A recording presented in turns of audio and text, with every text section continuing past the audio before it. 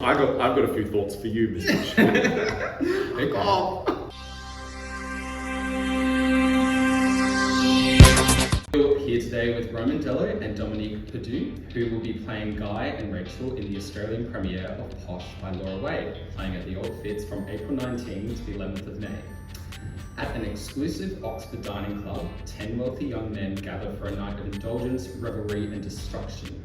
Fueled by privilege, arrogance and an unwavering belief in their own power, they're ready to take on the world, until the night spirals out of control. Debuting at the Royal Court in London in 2010 and inspired by real events, POSH's large cast and extreme antics has meant this play has never been staged in Australia, until now. Audiences will know Roman from Hubris and Humiliation and No Pay No Way with the City Theatre Company, and Dominique Purdue from Dumb Kids at KXT and the plays with Bell Shakespeare. ChatGPT, welcome Dominique and Roman to the show, and let's see what our first thing says. Hello and welcome Dominique and Roman. It's fantastic to have you both here. Congratulations on being part of the Australian premiere of POSH. This is such an exciting production. Indeed, chaps. So are you two fans, yay or nay, ChatGPT? Have you used it before? I was just saying, I've never used it. Never? No, I've never used it either. Really? I'm too scared. Yeah. She's scared? Too terrified. I just feel, why give it more info? Why feed it my info? You know what I mean? I don't think it's smarter. Devil's advocate though is that it has access to everything on the internet that's already there. It Yes, just but- makes it much more efficient. But what happened to like human, like intelligence? Do you know what I mean? Like, Slow. What happened to pen and quill? yes, bring back the quill. Do you also come at it from like an artist perspective? Like you're kind of worried about artistic jobs and its impact on that? Like what do you kind of think in that sphere? I mean, yeah, I guess. There's that whole thing about like AIs being extras, so you don't have to hire real actors anymore as well, and like, yeah. I'm just scared how it impacts all industries, to be honest. Yeah, and I feel like we're getting really reliant on it already. Yeah. In the same way we've become very reliant on Google, and Yeah. that's become normalized. I just feel like AI, it's that for me, one step too far that I'm like, okay, Yeah. Google's enough. Yeah. Well, on that note, let's see. ChatGPT, ask Roman and Dominique a controversial question. Let's see what's going to come up with. Don't be. Roman and Dominique, POSH dives deep into themes of privilege, corruption and power, things that still feel incredibly relevant today. Do you think Australian theatre shies away from stories that critique the elite, especially when compared to the UK? And do you think audiences here are ready to confront these issues head on? Controversial. I think audiences are ready to confront these issues. I think some of the discussions we have in the play about class and power, I think, are already happening in Australia. I can't really comment on what kind of theatre is being made in the UK because I haven't lived over there and spent enough time there. But I feel like in Australia, I think this dissection of the elite, I think, will be welcomed. Yeah, I agree. I think the UK does more about class, I would say. Like, I feel like I've seen more British theatre. Like, I think that it's a really big part of their industry. But yeah, I think Australian audiences are ready. I think they're more ready for more diverse theatre, definitely. I don't know, I think it's hard because the elite are the ones that have the money and are the ones that fund the theatre. I don't know if they're necessarily ready to see a play about themselves. I think they are. I would hope that they are, because then they would fund us to make more interesting theatre about that subject. But yeah. Yeah. But do you think there's something about the play, even though it is so heavily British, there is such a relevance in how it is relevant to Australia? Like it's kind of universal in a way. Yeah. Like there is this group of boys in every culture Yeah, that you know about. So yeah. I think particularly in the West, yeah.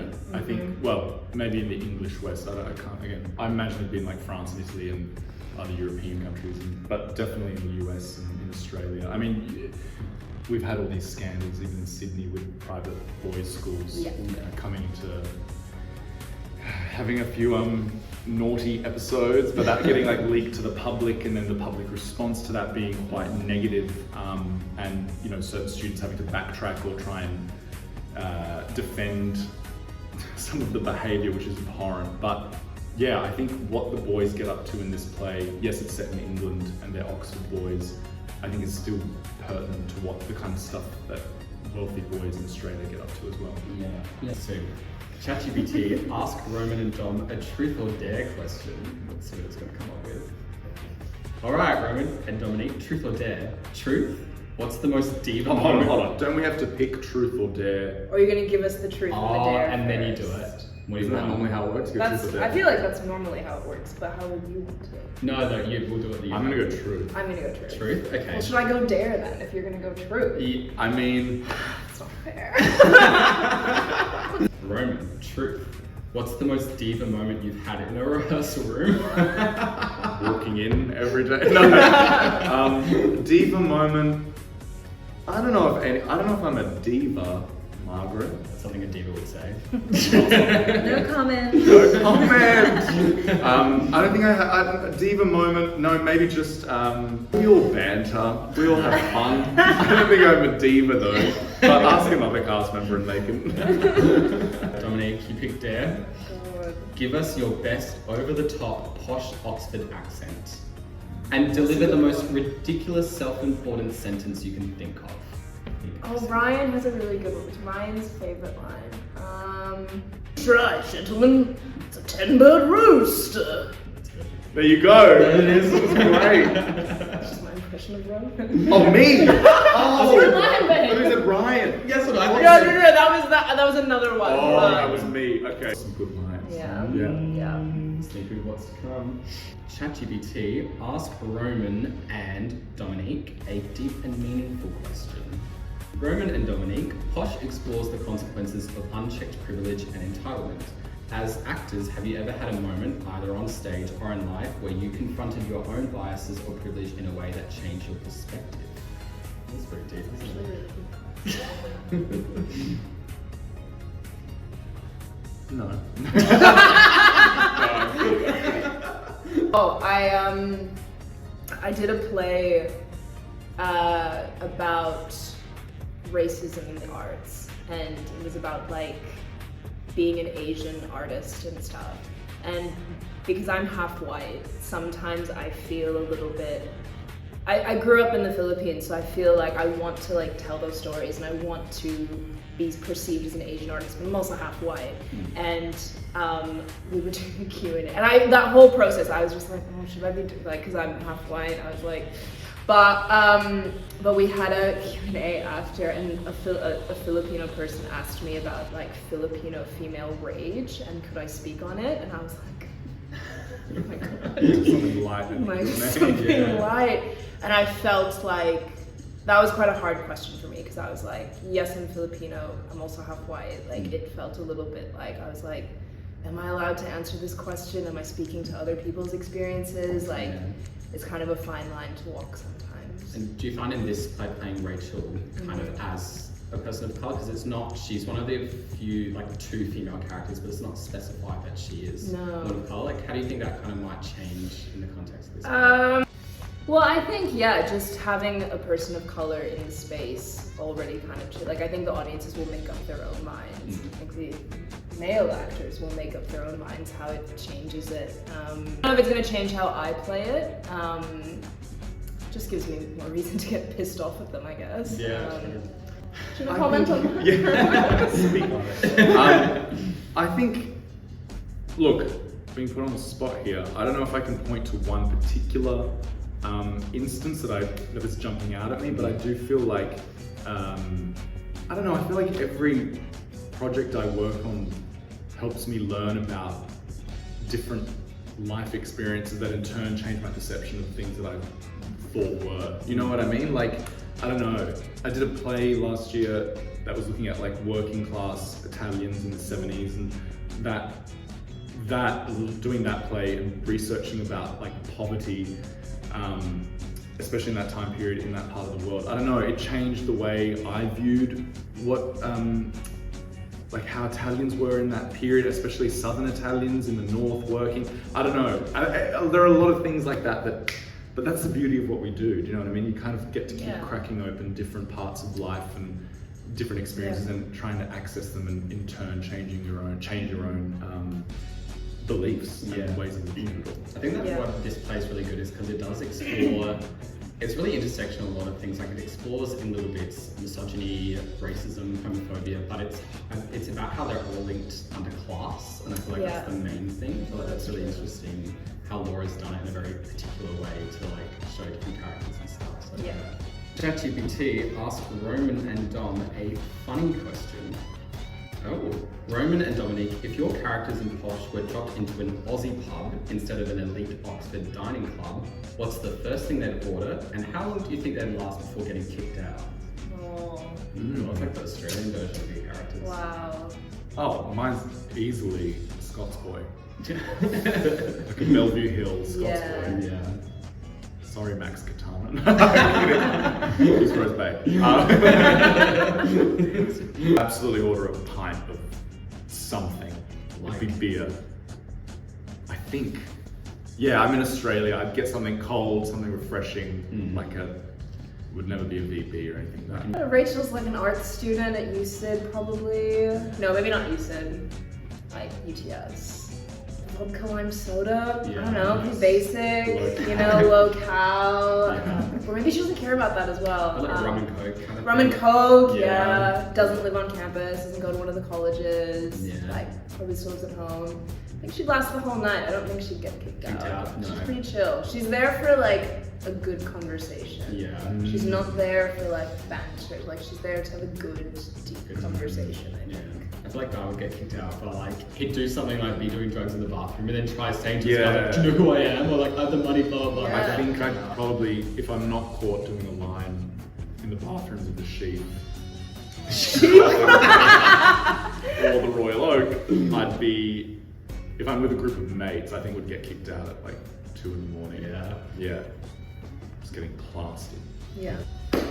Alrighty, so now it's my turn to ask both of you a question. And this is something I kind of expect a lot of audiences will be wondering themselves, and kind of given that you both know this play really well, I think you'll provide a very nuanced answer on it. But what is your view on the idea that in this day and age that this play puts 10 wealthy, privileged white men on stage in an era where we are looking for more stories from more diverse communities? And I think as well, Dominique, like your perspective being one of the only 2 female characters in this play, like kind of like how do you see that, and what might people be thinking when they come and see this crazy, outrageous actions that these boys do? Yeah, I just think white, wealthy, privileged boys haven't been given a platform to talk about their issues. Say that. This is their time, Yeah, I agree. Diversity, we're taking their taking all the story jobs, gonna get told? When is the white man's story gonna get told? Oh god. Someone's Thank you for your bravery. as a woman, giving space to the white man. No, I think more.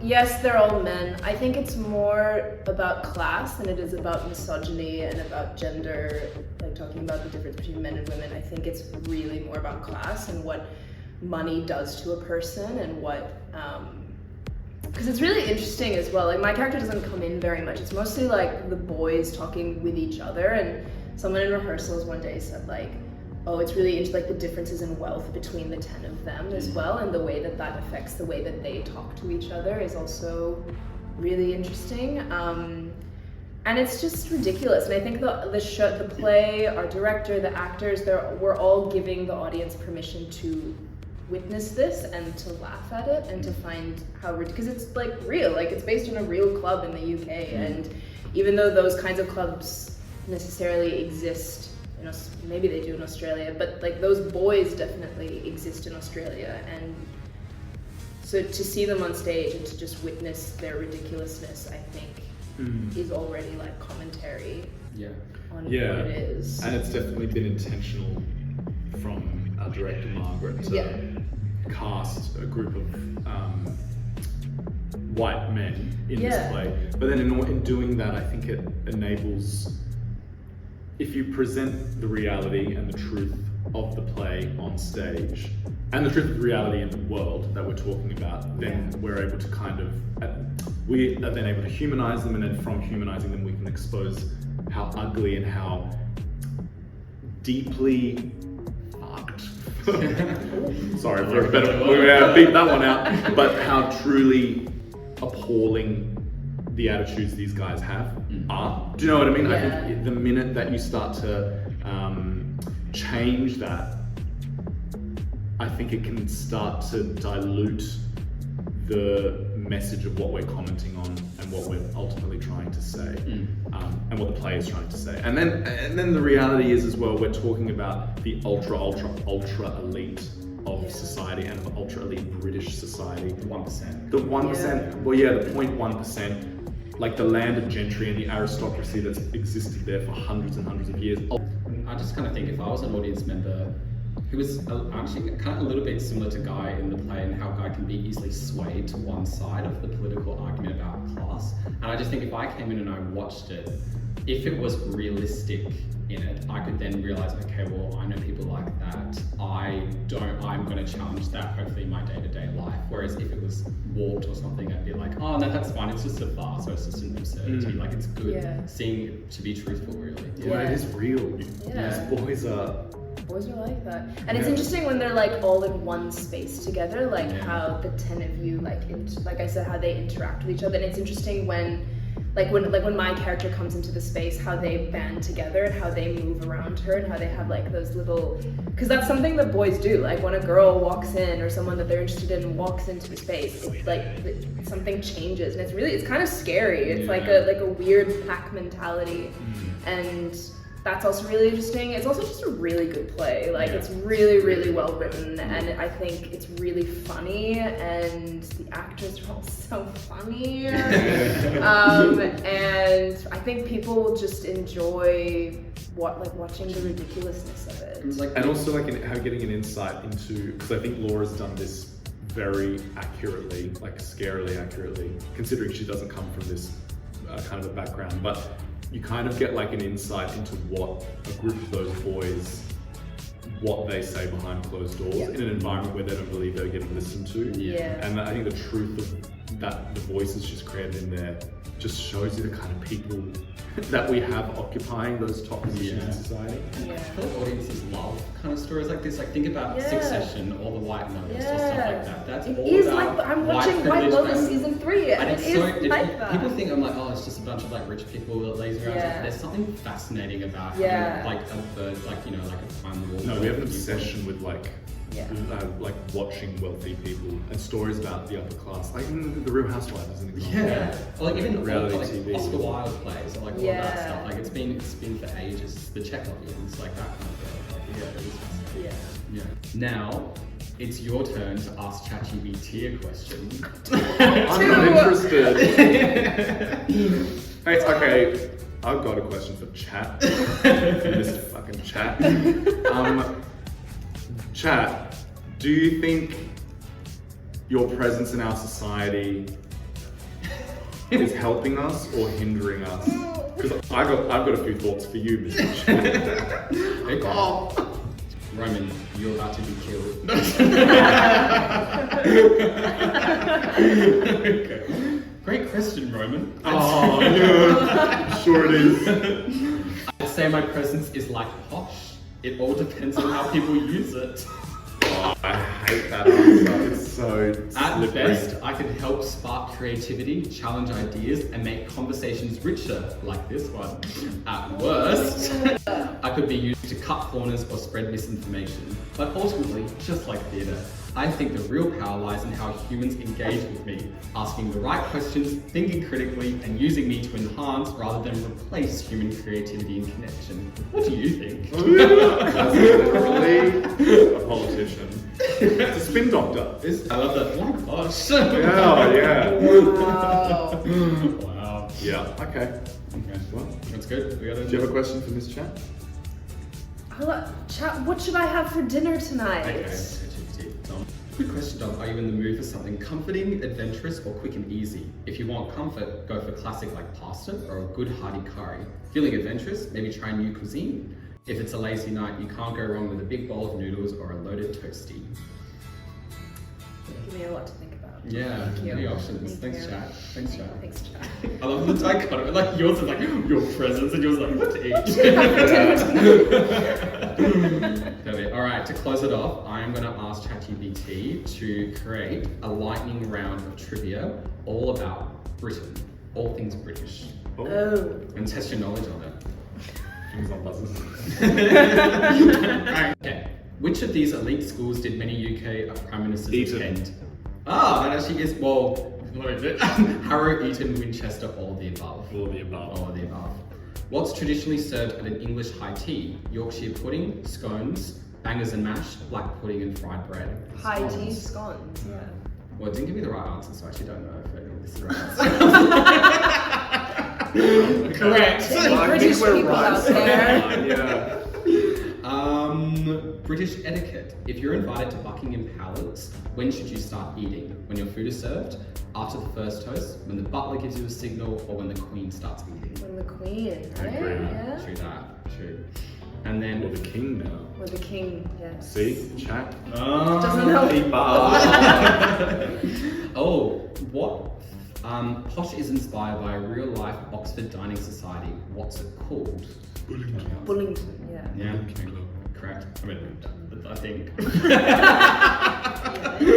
Which of these was not invented in the UK? Postage stamp, telephone, flush toilet, the croissant. The toilet wasn't it? Is it the telephone? The telephone, I Tells think America? America, yeah. The croissant. Yeah, they did the telephone. It Wow. originated in Austria, Gosh, not that- in France or UK. I feel really dumb.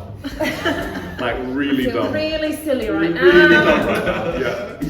Yeah. Last two. The classic posh British accent is known as what?